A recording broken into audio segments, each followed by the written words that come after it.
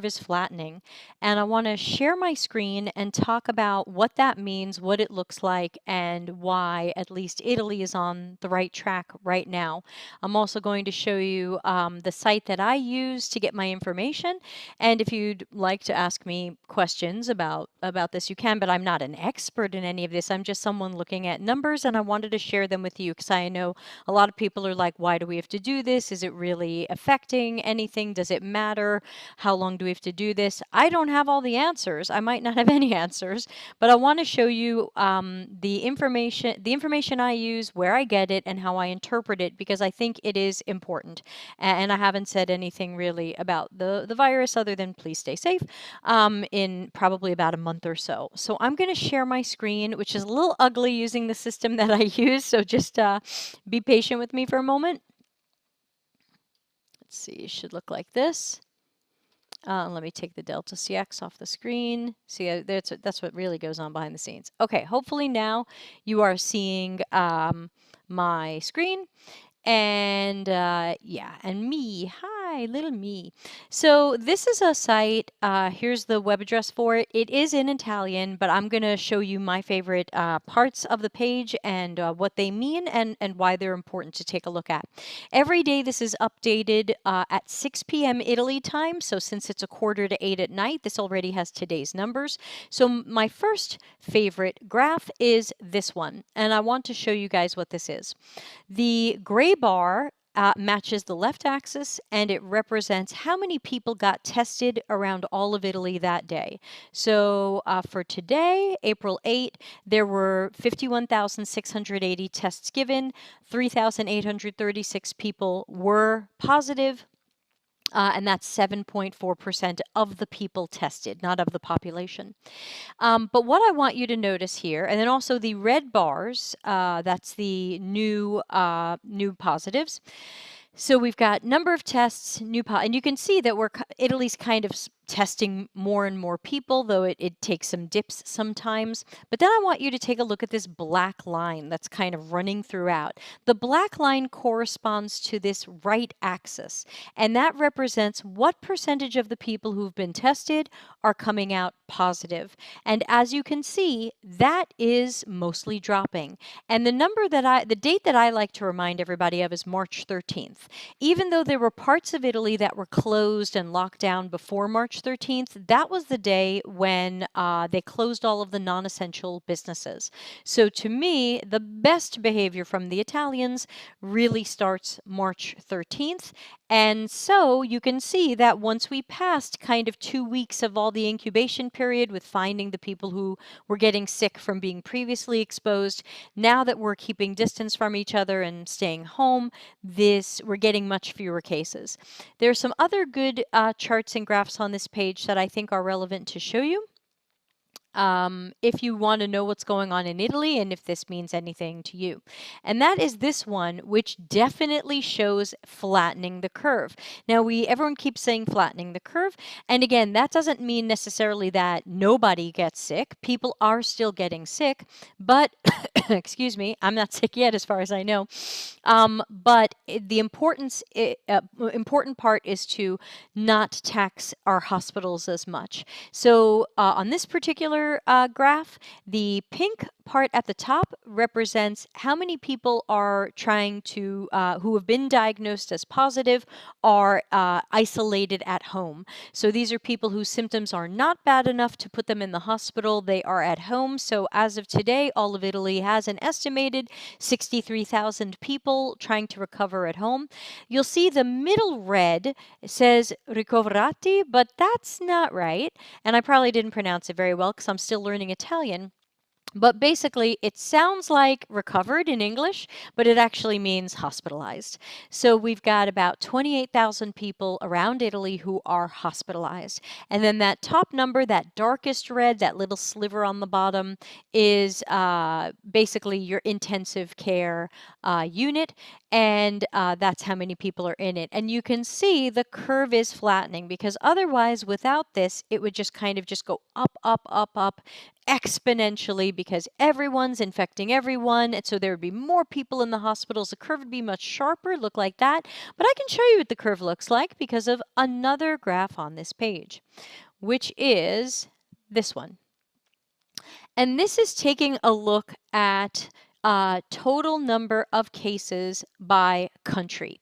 And the color codings are a little wacky here and may not be colorblind friendly, but here's Italy with this nice kind of pinky red. So on day 45 of being aware of this situation, Italy has 135 or 6,000 total cases. This orange line is China, and again, they're saying that they have flattened the curve. And again, any of these numbers are only as good as what any country is reporting. So if any country is underreporting, we can't speak to that. And of course, all the people who haven't been tested are unknowns as well. So these numbers are, somewhat reliable, but probably missing some things. But take a look at this gray bar over here. This is the United States. So while other countries are working on flattening out their curves, the United States is still growing in cases exponentially. And that is the real concern. And of course, the United States is also taking a different approach to social distancing or quarantining or stay-at-home orders. Because in some cases it's been left to cities or states, and some of them have made exceptions, like you must stay home unless you're going to church. Then it's okay to go to church with all the people going to church. So I want people to see this is what it looks like when you're not flattening the curve, when you still have that sharp, possibly exponential growth in the cases because people are still very much in touch with each other or not staying home as much as possible. And here in Italy, we're not using terms that I've heard like social distancing. It's really stay home. So it's not so much stay a few feet away from that guy, it's really stay home, and if you do have to go out to the store, then you are staying away. But it's not, hey, go out and just try to stay away from people. It's absolutely stay home. And if you look at Google's mobility report, you'll see that based on what Google is tracking from people's phones, aggregated and anonymously, roughly 92 to 94% of Italy are following orders and staying home. And around the US, that's not even close. Not even close. And in some cases, some states I saw in the US were going out more. So what? So hey, everybody, Google knows what you're doing. And there you go. So let's see. So this is a list of total cases and how many people have died and what they're calling like how lethal it's been. So Italy has lost, sadly, 12% of the cases in total, and that's still quite high. So this is, if you're curious about what's going on in Italy, this is a great site that I like to recommend. If you're not curious about Italy, that's fine, but if you're curious about learning from Italy, because of the measures that we took, I just ask people to please remember that no matter what date you hear, wait, there's another graph I wanted to show you guys. Where was it? Because it was a really good point about the orders to stay home. So it's not this one. I can't find it right now. My point is, and I'll look for the graph, is originally the worst parts of Italy were supposed to be locked down. People were supposed to quarantine and stay home, and many didn't. Some traveled, some people were still going to restaurants, and they weren't listening to orders. And then as of March 13th, that's when we got everybody to stay home. Maybe it was this version. Yeah, it might have been this one. So this again is the same graph we saw before, but in a different scale. So this is of the totals, what percentage of people are recovering at home, what percentage of people are in the hospitals, and of that, what percentage of people are in intensive care. And what you can see is even though Italy started locking down places in pretty much around here, like February 25th, cases were still going up. And the reports that I heard were like I said, a lot of people were still traveling. They're hanging out in restaurants. They're going to bars. They're I mean, we heard stories of people who decided to go skiing, people who decided I'll go hang out at my beach house. Maybe they're not quarantined. And so you can see it all goes up and it's ugly until we get the super lockdown on March 13th, which is non-essential businesses closed. Everybody go home, stay home, and then you can see we start to get that decline. So the change in behavior in Italy is working as best as I can see. So let me put myself back here so you're not looking at a screen within a screen. And again, I'm happy to try to take questions on this stuff if anybody wants to ask me questions on this stuff. I'm not an expert. I'm just a person living in Italy and doing my part to stay home, to uh, what's the word I'm looking for? To clean everything that comes into the house. I know a thing of eggs comes in, I'm wiping it down with Lysol and things like that because you just can't be too careful. But I want to make sure that people, especially in America, who are like, yeah, what's the point of this quarantine and when can we go back to normal? I am not an expert on this, but I believe that if we try to go back to normal, we're going to find that that curve starts going up again, and that people are more infected, they're more exposed to each other, the hospitals are going to be in trouble again. Again, if tens of thousands of people around Italy are in hospitals, we already know, you've seen the reports, were turned away from hospitals, and some of those people died because of it, and that's horrible beyond words. So that's the point of this stuff. I read a lot of different things. I know nobody knows what's coming or when it's coming, but I know that I wouldn't be surprised if there is some sort of quarantine or stay at home or thing like that for potentially months. Because I don't see how in 2 weeks we all start going out again. There's just too many people infected in too many places, and I think it would start going exponential again, and that would really tax hospitals. It would increase the death rates. So I think the best we can do is prepare for what feels like the worst and be surprised if it's better than that. So be prepared for the idea that this could be months. And I know each government is going to decide different things in different ways and enforce it differently or not at all. But as for us in Italy, we are doing the best we can to follow all the orders, to disinfect the things that come into the house or leave them on the front porch for whatever period of time is likely to kill the virus. And we're doing well so far, but we're also in a region that is less affected than others. So it's less likely for us to catch it right now. We're not in a big city, we're out in the country, but obviously, when I say we, me and my boyfriend and his family, we all live together on a nice little piece of land with the 5 dogs I'm always talking about. So I'm sorry, all my pop-ups are going off. So again, I can try to answer your questions, but most of you will write to me and say, what's going on in Italy? And I say lots of different things depending upon where you live. If you are living in a small apartment in the city, your experience is very different than if you are home with kids, then is very different than if you're me with no kids, and also with a little piece of land where I can step outside and enjoy the sun and things like that. I know some people have told me, people in California have told me their balcony or their patio makes all the difference right now. I'm sure it does. So I can only tell you that the staying at home works. Going out isn't going to work.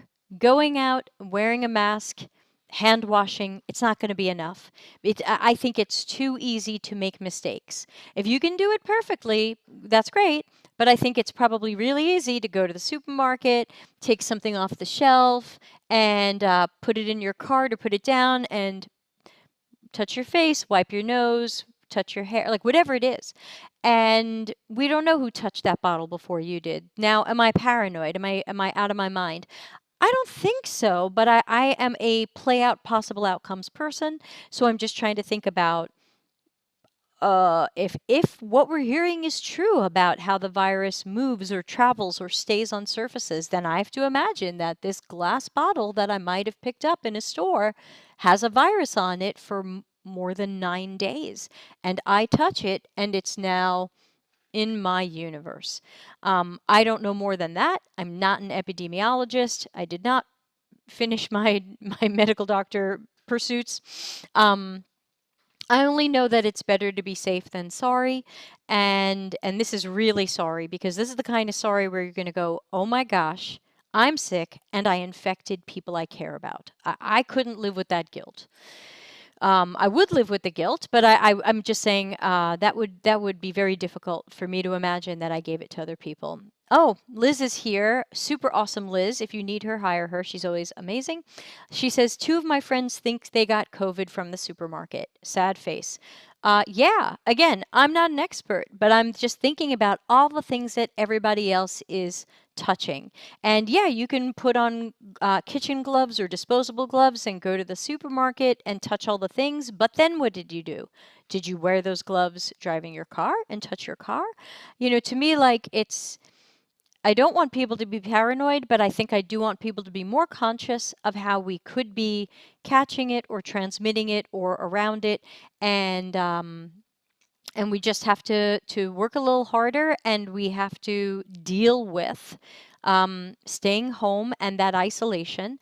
And I know video calls don't fix loneliness and isolation, but it's just what we've got to do right now.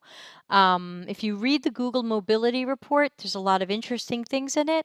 Like I said, many Italians are following directions. 94% of them are staying home and away from businesses and other things. But it looked like there was still some people going house to house, that Google recognized they were leaving their house. Cancel. Sorry, my Google Home thought I was talking to it. Cancel. Um, that people were going house to house, and that's not a great idea right now. And I know some people say, well, I can't not visit my mom. I can't not visit Uncle so and so. I can't not do this.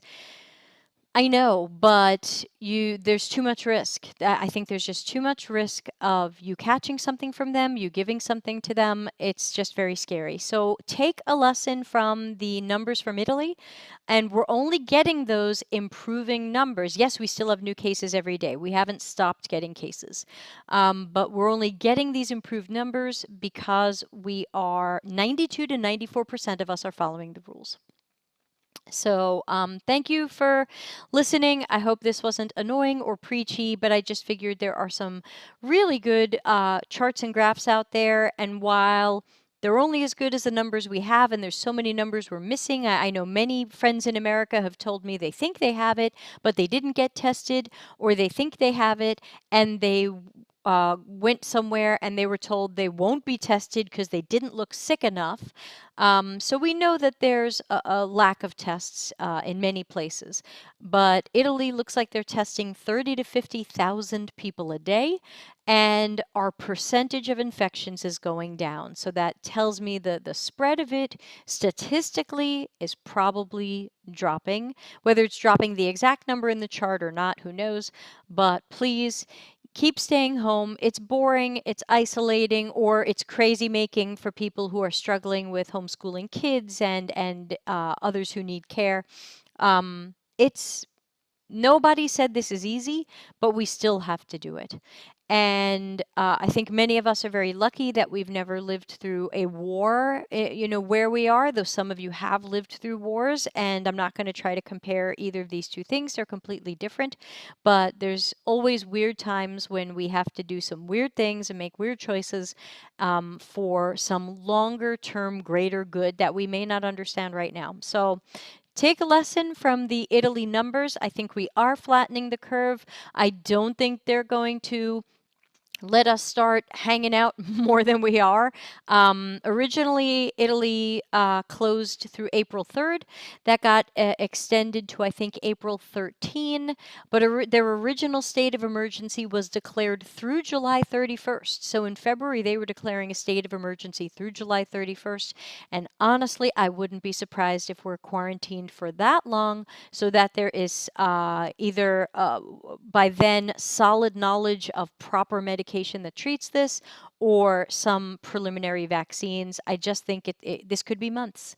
And the best thing you can do is be prepared for that in any way you can. It's hard to prepare for an unknown, but to consider it, um, uh, and uh, and do your best to be prepared, remembering that there are experts out there, but different opinions and analyses are not matching up for everybody right now. So please take care of yourselves. I'll be podcasting on more positive notes in the coming weeks, but because a lot of people say, "Oh my gosh, you're in Italy, what's going on there?" I figured I would throw together a quick little unscripted live stream to tell you guys. I think we're getting it done, but we have a very long road ahead of us. We can't get complacent. We can't say, "Hooray, we're flattening the curve. Let's all go out and party." So, and hopefully America will catch up and turn their giant hockey stick into something flatter. So with that, I'll let y'all get back to what you were doing. Thanks for hanging out, and see you around soon.